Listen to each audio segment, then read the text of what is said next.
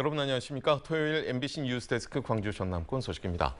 광주의 쓰레기 문제를 해결하기 위해 광주시가 소각장 건립을 추진하고 있습니다.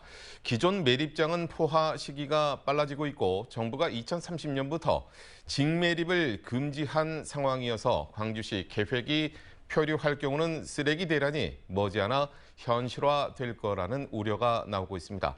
임지은 기자가 취재했습니다. 덤프트럭이 쓰레기산 위에 또 쓰레기를 붓습니다. 광주에서 하루 사이 들어온 생활 폐기물들입니다.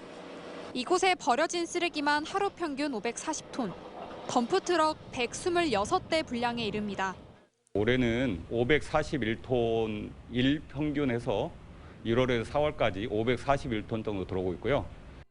하루 사이 모아진 종량제 봉투들이 수거하는 족족 쌓여 이렇게 보시는 것처럼 커다란 쓰레기 더미가 만들어졌습니다.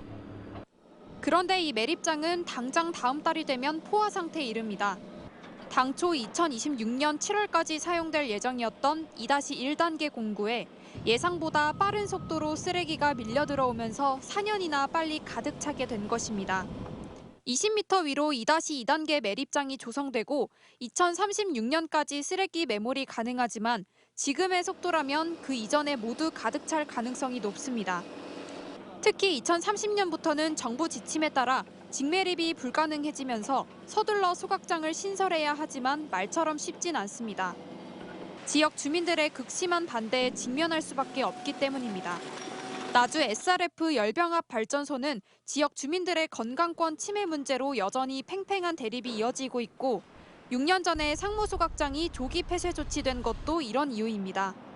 말씀하실 건데 그런 것들 때문에 소각시설을 설치하면 안 된다. 이렇게 갈 수는 없잖아요. 시간은 자꾸 흐르는 가운데 소각장 신축만이 능사가 아니라는 지적도 나옵니다.